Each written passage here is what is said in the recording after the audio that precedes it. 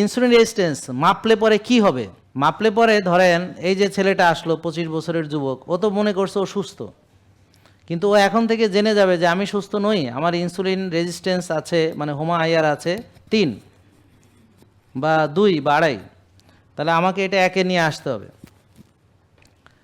তাহলে ও আর রুগী হবে না। এখন যদি আমরা সারা বাংলাদেশের মানুষের, আমি একা জাহাঙ্গীর কবির, আমার কথা কয়জন শুনে? বেশি লোক তো শোনে না, অল্প কয়জন। কিন্তু সারা বাংলাদেশের সকল ডাক্তার মিলে এবং গভর্নমেন্ট থেকে যদি সবাইকে বলে দেয় যে সবার হোমায়ার করা বাধ্যতামূলক এবং এটাকে একে রাখতে হবে, সারা বাংলাদেশে যদি এটা রুল জারি করে, তাহলে 90% রোগ চলে যাবে। তাহলে কি হবে? তাহলে ডাক্তারদের কি হবে, তারপরে হাসপাতালের কি হবে, ওষুধ কোম্পানির কি হবে, একবার কল্পনা করে দেখেন। তো এই জন্যে এটা করবে না কোনো গভর্নমেন্ট, এটা কেউ করবে না। এবং যদি কেউ কোনো দিন করে, যেমন এখন আমেরিকা এটা নিয়ে কথা বলা শুরু করছে, আপনারা আমার ভিডিও রেগুলার না দেখলে বঞ্চিত হবেন নলেজ থেকে এবং নিজেদের কল্যাণ থেকে।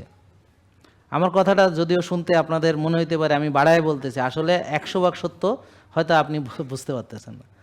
আপনি যদি আমার ভিডিও না দেখেন, আপনি জ্ঞান এবং নিজের কল্যাণ থেকে বঞ্চিত হবেন। কারণ আমি অলরেডি ওই যে ডক্টর ম্যাককেরি, উনি হচ্ছেন FDA কমিশনার বর্তমানে আমেরিকার, তো ওনার যে সাক্ষাৎকার, উনি সাংবাদিকদের প্রশ্নের উত্তর দিয়েছেন, আমি সেটার বাংলা তর্জমা করে আমি একটা ভিডিও অলরেডি আপলোড করেছি। সেখানে আপনারা কে দেখেছেন ভিডিওটা? আপনি একজন, ওই যে আর কেউ নাই, ওই তুমি দেখছো? তাহলে ওখানে উনি কি বলেছেন যে ইনসুলিন স্পাইক কথাটা বলেছেন কিনা, ইনসুলিন স্পাইক কথাটা বলেছেন কিনা? বলে যে আমি তো দেখছি কিন্তু এত কিছু শুনি নাই। বলো, হ্যাঁ, মানে দেখছে কিন্তু ওইভাবে ইনসুলিন স্পাইক কথাটা উনি মুখ দিয়ে উচ্চারণ করেছেন।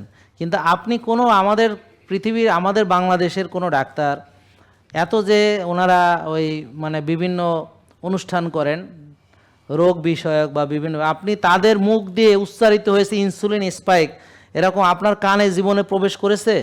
করবেও না। তাহলে কোন খাবারে ইনসুলিন স্পাইক কেমন হয় এটা না জানলে আপনারা সবাই রুগী থাকবেন, কোনোদিন ভালো হওয়ার উপায় খুঁজে পাবেন না।